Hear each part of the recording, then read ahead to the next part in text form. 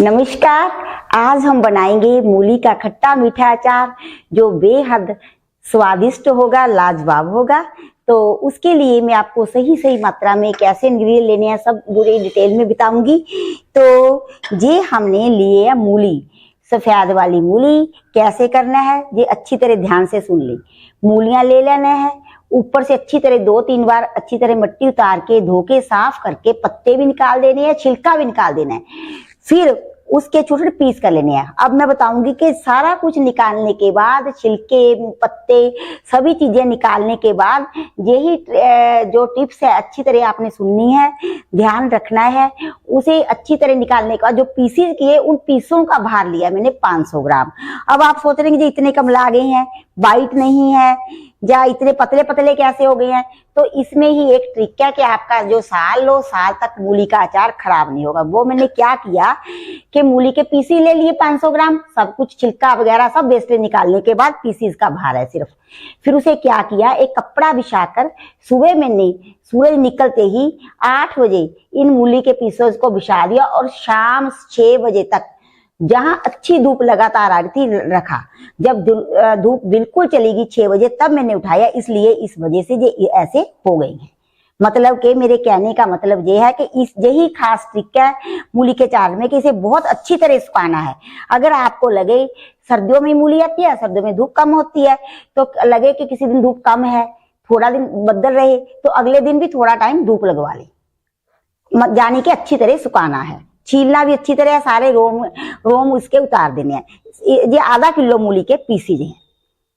तो अब क्या करना है, हम अचार थोड़ा बना रहे हैं तो क्या करेंगे कि मसाले थोड़े थोड़े होंगे, तो मैं सारे मसालों को एक मिक्सी के कंटेनर में पीस लूंगी। पहले मैंने 1/2 चम्मच लिया है हल्दी पाउडर, ये पीसा हुआ है, परंतु मसालों की मात्रा बढ़ जाए और कंटेनर अच्छी तरह जो ब्लेड्स हैं गेड़ा खा जाए, तो इसलिए मैंने उसमें डाला है। कश्मीरी लाल मिर्च ये लेंगे आधा चम्मच, सिर्फ रंगल के लिए, क्योंकि इसमें हम हरी मिर्च भी मिलाएंगे। ये मैंने 10-12 हरी मिर्च ले ली थी, इसे भी धोकर धूप में अच्छी तरह धूप दिखा दी है। तो इसके बाद क्या करेंगे, जो अचार होते हैं ना उसमें थोड़ा नमक हमें ज्यादा मिलाना पड़ता है ताकि खराब ना हो।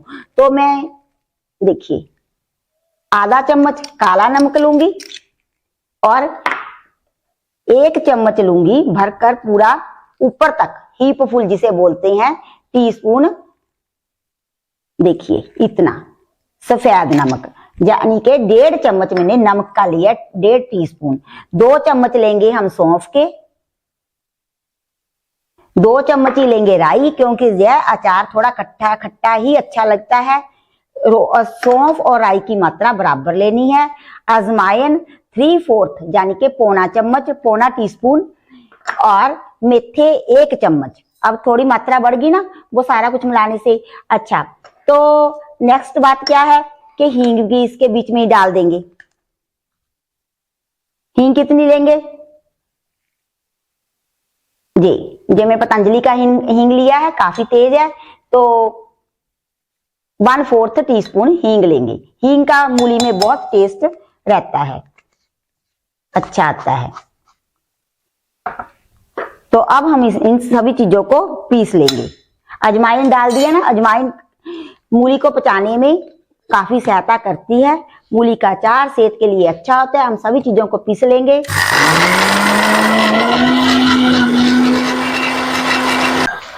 अब क्या करेंगे, एक लेंगे हम कढ़ाई। हाँ, मसाले को हमने पीस लिया, थोड़ा मोटा ही पीसना है इस प्रकार से, ठीक है। ये पीस के एक साइड पे रख देंगे। अब लेंगे एक कढ़ाई, इसमें लेंगे थोड़ा तेल। अगर साल को अचारों को हमने लंबे समय तक स्टोर करना है तो वो तेल में डूबे रहने चाहिए, तभी वो सुरक्षित रह पाएंगे। तो मैं आपको प्रिकॉशन भी बताती रहूंगी। जो भी चार आपको बनाना है, जिस भी फल सब्जी का बनाना है, उसे अच्छी तरह धोकर अच्छी तरह सुखाना है, उसमें मॉइस्चर कंटेंट बिल्कुल भी ना रहे। दूसरी बात, जिन बर्तनों में बनाना है वो भी बिल्कुल सूखे हों, उसमें गीले हाथ नहीं लगाने। और जिस कंटेनर में स्टोर करना है वो बिल्कुल सूखा हो, अच्छी तरह गर्म पानी से बॉईल करके स्टरलाइज किया हुआ हो, धूप में सुखाया हुआ हो। और बेटर है कि आप सभी अचारों को कांच के बर्तनों में ही स्टोर करें या चीनी मिट्टी के बर्तनों में। जब निकालें तब भी सूखे चम्मच से निकाले या लकड़ी के चम्मच से निकाले। अचारों को कभी भी नंगे हाथ से मत छुएं। जिस स्थान पर स्टोर करें कंटेनरों को वो भी नमी रहत हो, सूखे हो, ड्राई हो। और तीसरी बात, जो आपके कंटेनर हैं वो कांच के या चीनी मिट्टी के होने चाहिए। अगर आपके वो जो कंटेनर हैं रहेंगे उस चीज के यानी के प्लास्टिक के, तो क्योंकि अचारों में नमक और क्या रहता है, सिरका वगैरह या नींबू का रस, खट्टी चीजें रहती है, इमली का पल्प वगैरह, किसी अचार में कुछ खट्टा डालते हैं, किसी में कुछ। तो जो प्लास्टिक है नमक और खटास की वजह से बीच में अब्जॉर्ब हो जाता है, जो कि हमारी सेहत के लिए इंजीरियस होता है, कैंसर कॉजिंग होता है। इतने प्रिकॉशन को अपनाते हुए अगर आप चार बनाएंगे तो आपके चार बाजार से भी ज्यादा लाजवाब और टेस्टी बनेंगे। तो लीजिए, हमारा जो तेल है गर्म हो गया है। अचार की मात्रा बहुत थोड़ी है, 500 ग्राम है, इसलिए मैं इसमें थोड़ी थोड़ी मात्रा में ही चीजें मिला रही हूँ। मैंने चम्मच का हिसाब इसलिए बताया है, कई मेरे व्यूअर्स बाद में मेरे को फोन से पूछते हैं, जब मैं बताती हूँ 25 ग्राम 20 ग्राम, तो वो पूछते हैं जी मेरे पास छोटा स्केल तो नहीं है, 25 ग्राम में कितने चम्मच आएंगे आज, इसलिए मैंने चम्मच से ही सभी चीजों को बताया है। तो ये रही, इसे बोलते हैं, क्या मेरे दिमाग से निकल गया, रतनजोत।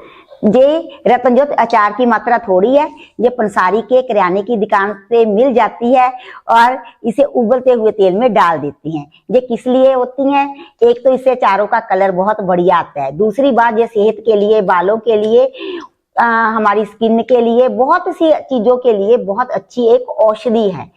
तो देखिए लाल हो गए ना हमारे तेल का रंग। तो जिन लोगों को मिर्च मसाले कम खाने होते हैं और अचार का रंग भी अच्छा चाहिए, तो हम रतनजोत का प्रयोग करते हैं। इससे चारों में लाल लाल सा कलर लगता है, जैसे कि मिर्च मसाले बहुत डाले हुए हों।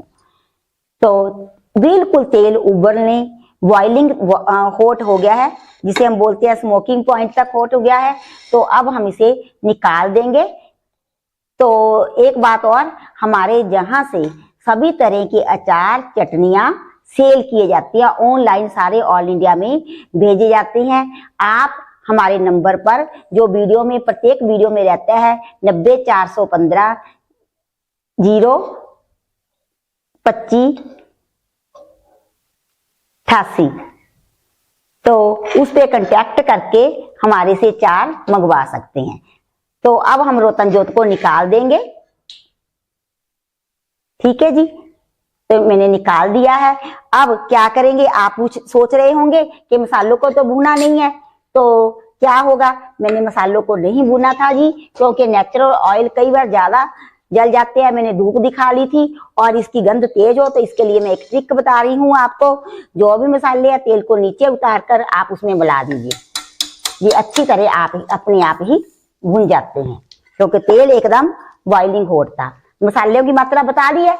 तो कलौंजी को कभी भी नहीं हम पीसते, क्योंकि इसे जो अचार का रंग है वो काला काला हो जाता है, कड़वा भी हो जाता है। तो आधा चम्मच मैंने ली है, आधा टीस्पून कलौंजी। और कई लोग राई और सरसों के बारे में भी पूछते हैं। राई तो होती है जो चीजों को खट्टा करती है, सरसों है जिसमें से तेल निकलता है, सरसों का तेल निकलता है। ये इससे टेस्ट भी थोड़ा बहुत बढ़ जाता है और अच्छा भी लगता है, चारों में जब दाने दाने से नजर आते हैं। तो ये मैं ले रही हूँ आधा टीस्पून, सिर्फ चारों को अच्छा दिखाने के लिए कि चार हमारे सुंदर लगे। अच्छा जी, तो एक बात और इतनी मात्रा में मैं 25 ग्राम गुड़ मिला रही हूँ, जिसे मैंने छोटा छोटा काट लिया है। और इसको मैं इस तेल में ही, गरम गरम तेल में डाल दूंगी, ताकि जो हमारा गुड़ है वो मेल्ट हो जाए, एकसार मिल जाए। हो गया ना जी मेल्ट। देखिए, क्योंकि इसमें नमक भी है इन मसालों में, और इसे मैं अच्छी तरह से, मसाले भी अच्छी तरह भुन गए हैं, सीख गए हैं। ठीक है जी, तो अब हम क्या करेंगे, अचार और सुंदर नजर आए, इसलिए मैंने मिर्ची कम डाली थी पाउडर रूप में, सिर्फ कश्मीरी लाल मिर्ची डाली थी थोड़ी, तो कलर के लिए। अब मैं चार हमारा और अच्छा लगे, इसकी शोभा बढ़ाने के लिए चिल्ली फ्लेक्स रहता है ना, उसे डाल दूंगी। ये जो लाल मिर्चों को आप मोटा मोटा कूट कर भी ले सकते हैं, और ऐसे रहते चिल्ली फ्लेक्स। मेरे को थोड़ा इसमें डाउट है कि कहीं खराब ना हो गया, तो मैं नहीं मिला रही। जब मैंने पैकेट खोल के देखा तो मेरे को थोड़ा गड़बड़ लगा। तो मैं इसे वापस ही डाल दूंगी, नहीं तो हमारा अचार सभी अचार को जे ले डूबेगा। अगर इसमें थोड़ा सा भी कुछ है बाद में देखूंगी क्या क्या इसमें है। तो ये रहा अचार, कोई बात नहीं है, थोड़ी मिर्ची रतन जोत में मिलाई है, तेल मिलाएंगे तो हो जाएगा। तो अब जो मूली के पीसीज हैं उसे डाल देंगे इसमें गरम गरम तेल वाले मिक्सचर में ही, और अच्छी तरह करेंगे मिक्स। जो नमक की मात्रा है, अगर आप दो और तेज नमक खाते हैं तो आधा से 1 चम्मच तक और भी मिला सकते हैं। वैसे जो अचार रहते हैं उसमें नमक की मात्रा ज्यादा ही होनी चाहिए, तभी अचार हमारे सुरक्षित रहेंगे और अचार थोड़े नमकीन तेज मसालेदार ही अच्छे लगते हैं।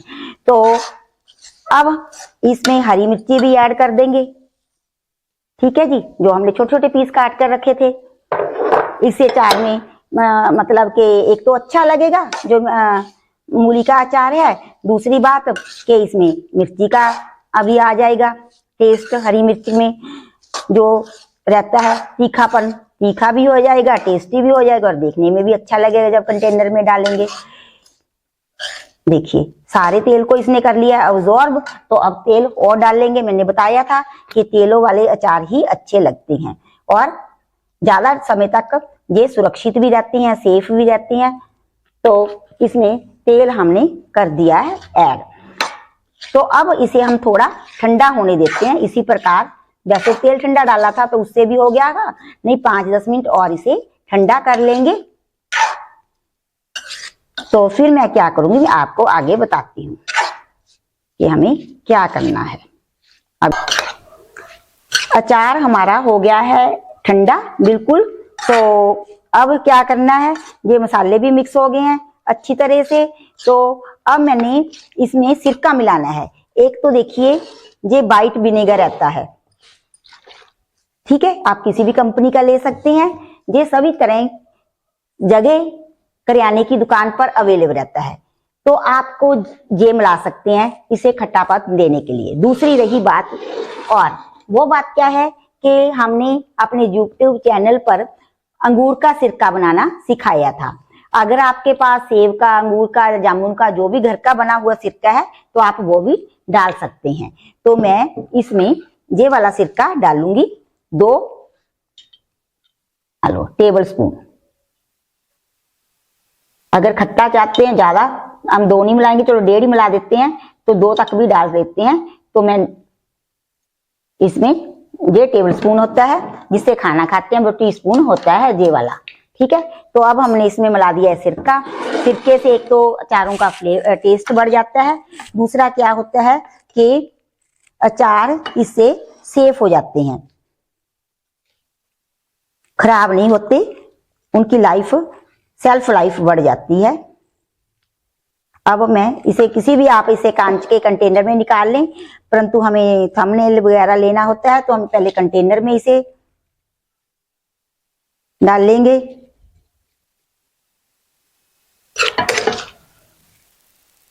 वैसे तो ये अचार बनकर बिल्कुल रेडी है, आप हफ्ता 10 दिन के बाद बिल्कुल अच्छी तरह इस अचार को खा सकते हैं, ये गल जाएगा।